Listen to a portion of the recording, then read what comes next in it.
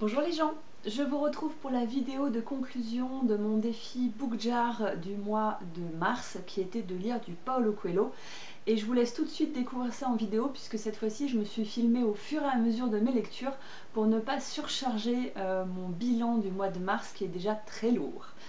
A tout de suite. Le premier livre lu ce mois-ci de Paulo Coelho dans le cadre de mon défi, ça a été L'Alchimiste. J'ai choisi celui-là parce qu'il me semble que c'est un des tout premiers.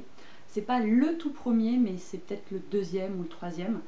Et je voulais vraiment avancer dans mes lectures un petit peu comme lui avait pu avancer dans son écriture. Ça n'a marché que pour le premier, puisqu'après j'ai tout mélangé. Au début, l'intention était là. Et donc L'Alchimiste, l'histoire d'un jeune homme qui est berger, qui fait une rencontre et qui décide de parcourir une partie de l'Afrique pour aller en Égypte pour découvrir son propre trésor. Voilà. Bien sûr, il lui arrive des tas d'aventures, bien sûr, il rencontre des tas de personnes qui vont l'aider à grandir et dans sa réflexion et dans sa quête. Et c'est tout beau. Voilà, c'est tout beau, on s'y retrouve par rapport à certains de nos propres désirs. On a envie qu'il avance, mais on met un petit coup de pied au cul des fois pour qu'il aille plus vite. Non, c'est très joliment écrit, c'est poétique et c'est vraiment quelque chose que j'attendais avec beaucoup d'impatience. Comme je vous le disais, moi, Paulo Coelho, pour moi, c'était des citations de développement personnel. J'avais jamais lu un livre en entier, seulement des extraits. Et du coup, commencer par L'Alchimiste plutôt que par Aleph, je pense que finalement c'était une excellente idée. Du coup, j'ai vraiment apprécié cette lecture. C'était tout doux. Voilà. Et ce qui a été très drôle, juste pour la petite anecdote, c'est qu'en fait je connaissais la fin de L'Alchimiste sans savoir que c'était la fin de L'Alchimiste. Quand j'ai lu les dernières pages, j'ai fait « Ah, mais dis donc, mais je la connais cette histoire !» Parce que je l'avais lu dans le cadre d'un conte, d'un recueil de contes de développement personnel sans savoir que c'était extrait de ce bouquin. Gros hors sujet, regardez à quel point cette couverture est dégueulasse. Et quand je parle de couverture, vous savez quoi? C'est encore pire en dessous.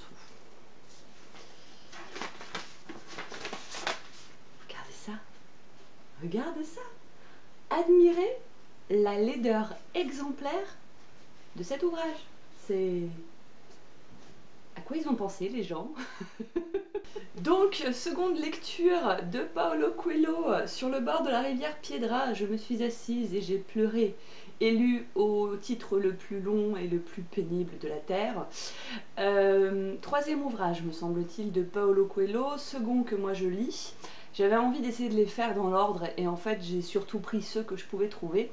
Le premier c'était Compostelle, donc que j'ai pas encore lu. Le second c'était L'Alchimiste que j'ai lu et que j'avais beaucoup aimé. Et le troisième c'est celui-ci.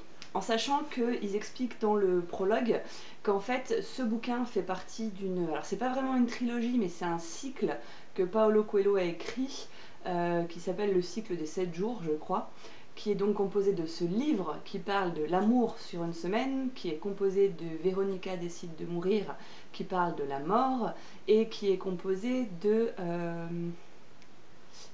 j'ai mangé le titre, Prime, Mademoiselle Prime, quelque chose, Le démon et Mademoiselle Prime, je vais y arriver, qui est le troisième, qui parle de la mort. Voilà, c'était ces trois grandes thématiques. Et j'avais un petit peu prévu de les lire dans le bon ordre, je trouvais que c'était plus sympa. J'ai pas du tout aimé ce bouquin. je suis dépitée. Voilà, je ne trouve pas d'autre expression à utiliser, je suis dépitée. J'ai toujours beaucoup apprécié, je vous l'avais dit, les expressions, les citations issues de Paulo Coelho parce que ça parlait de spiritualité, mais surtout de quête personnelle, d'engagement, de force, de choix, etc. Donc ces notions-là, on les retrouve dans ce bouquin. Mais on retrouve surtout Dieu, Jésus, Marie et compagnie. Et ben moi, c'est pas ma came. Voilà. Autant la spiritualité, la religion au sens large du terme, j'aime beaucoup. Parce que j'aime l'idée que chacun peut croire en ce en quoi il a envie de croire. Mais me nommer précisément, me parler d'un Dieu, me parler de Jésus-Christ, me parler de la Vierge Marie, tout ça. Même si je dois admettre qu'il y a un point de vue assez intéressant sur le fait que Dieu est à la fois homme et femme. C'est beaucoup trop répétitif, beaucoup trop présent dans le texte pour que j'ai pu y accrocher, quoi.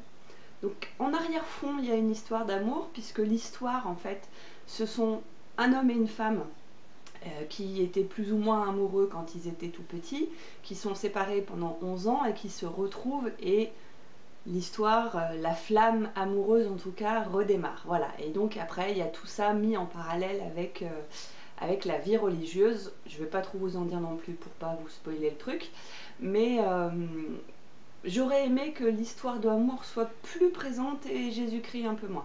Voilà. Mais c'est vraiment une question d'appréciation. Moi, voilà, c'est un sujet qui me bloque, c'est-à-dire que j'ai l'impression qu'on essaie de m'emmener là où j'ai pas envie d'aller.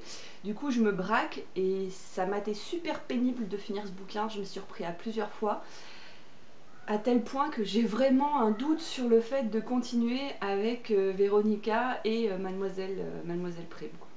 Je sais pas ce que je vais lire en troisième finalement. Je vais peut-être partir carrément dans autre chose.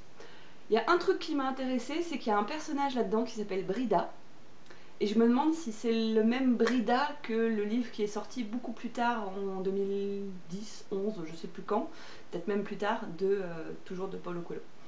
À voir. Rendez-vous au prochain épisode de la série Je lis Paulo Coelho. Bonjour les gens, je vous retrouve pour vous parler du dernier Paulo Coelho que j'ai lu. Et le peu que l'on puisse dire, c'est que notre ami Paulo joue avec mes nerfs.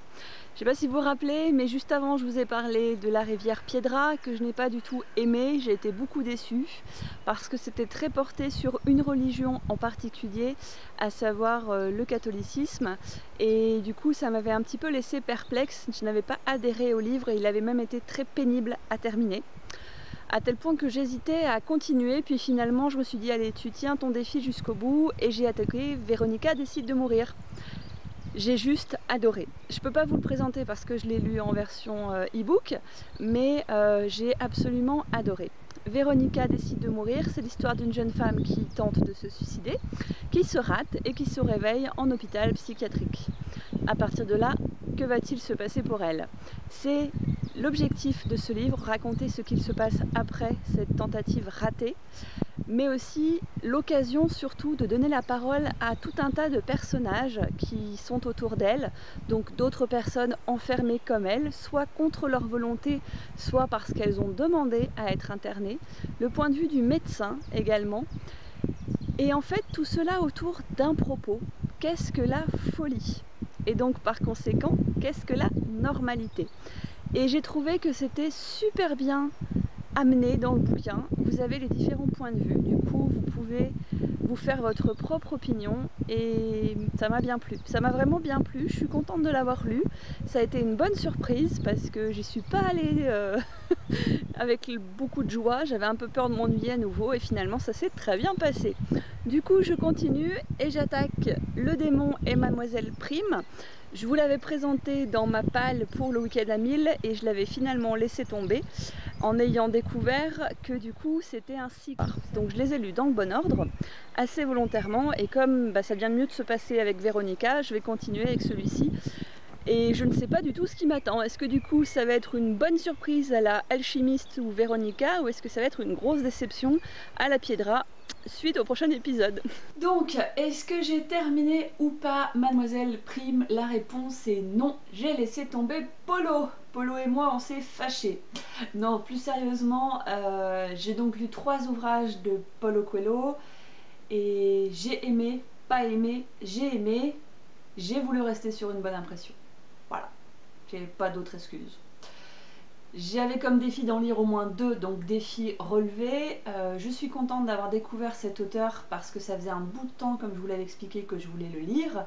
Maintenant, je pense que c'est aussi un auteur qui se lit par petites doses pour prendre le temps de bien comprendre quelle est son approche, quel est son sujet, parce qu'il y a quand même pas mal non plus de psycho, de philo et de religion derrière.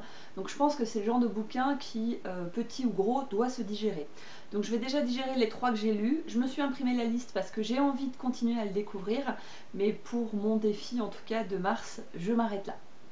Et je vous propose tout de suite de tirer mon sujet du mois d'avril grâce à ma petite, je ne sais plus comment s'appelle, d'ailleurs ce n'est pas une bouillotte, ce n'est pas un pot, c'est un chaudron. Voilà, chaudron, le temps de le prendre et je suis à vous.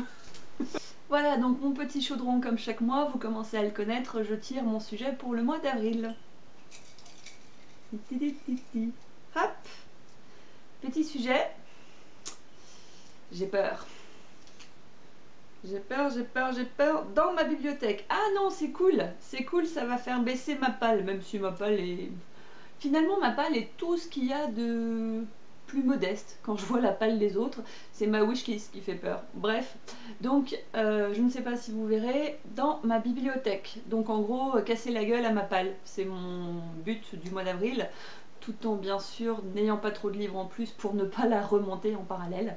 Je vous ferai peut-être un prévisionnel, tiens, pour me challenger un peu. C'est pas quelque chose que j'avais prévu de faire parce que j'en ai parlé dans Livre Addict il n'y a pas très longtemps. J'expliquais que j'étais assez spontanée au niveau de mes lectures. Je vais à la bibliothèque, je vois des trucs qui me font envie, je prends, je lis.